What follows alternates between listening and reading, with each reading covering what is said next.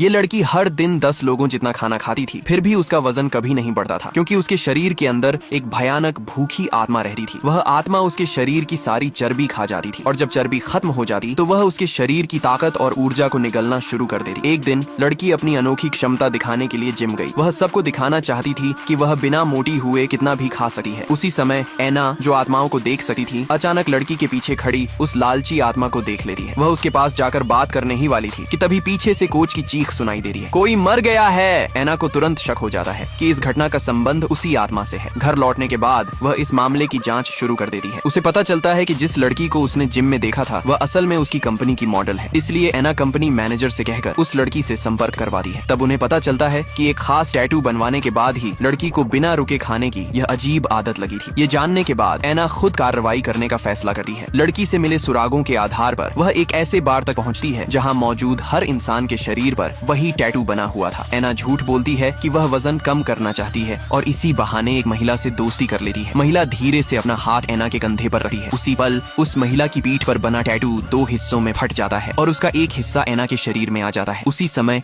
Jack को एना के शरीर में हुए बदलाव का एहसास हो जाता है। वह तुरंत अपनी शक्तियों का इस्तेमाल करके बार की तरफ दौड़ पड़ता है। वहां पहुंचते ही वह एक लालची आत्मा को इंसानों की चर्बी खाते हुए देखता है। तभी उसे समझ आता है कि वह आत्मा असल में टैटू के अंदर छिपा हुआ परजीवी है। जैक तुरंत उस महिला के टैटू पर जोरदार वार करता है और आत्मा पल भर में गायब हो जाती है, लेकिन वह पूरी तरह नष्ट नहीं हुई थी। वह एना के शरीर में जा चुकी थी। खतरा महसूस करते ही जैक घबराकर पूरे बार में एना को ढूंढने लगता है। आखिरकार उसे एक प्राइवेट कमरे में एना मिलती है। वह बेकाबू होकर लगातार खाना खा रही होती है। जैक फिर से अपनी शक्ति का इस्तेमाल करता है और आत्मा को एना के शरीर से बाहर निकाल देता है, लेकिन इस तरीके से उस आत्मा को पूरी तरह खत्म नहीं किया जा सकता था। असल समस्या तब तक खत्म नहीं होती जब तक उसकी जड़ को नष्ट न किया जाए। इसलिए एना फैसला करती है कि वह जांच की शुरुआत जिम से करेगी। उसी समय वह एक लड़की को दौड़ने के बाद वजन मापने वाली मशीन पर चढ़ते हुए देखती है। पहले तो एना इस पर ध्यान नहीं देती, लेकिन जैसे ही लड़की रोने लगती है उसके शरीर से काला धुआं उठने लगता है। अचानक वजन मापने वाली मशीन से एक भयानक नफरत और दर्द की ऊर्जा निकलती है और धीरे धीरे वह एक नई लालची आत्मा का रूप ले लेती है। तभी एना को सच समझ आता है, यह आत्मा उन लोगों की नकारात्मक भावनाओं से बनी थी जो वजन कम करने में बार बार असफल हुए थे। वह लड़की को मशीन से दूर रहने की चेतावनी देना चाहती थी। आगे का पार्ट देखना है तो कमेंट में यस लिखो।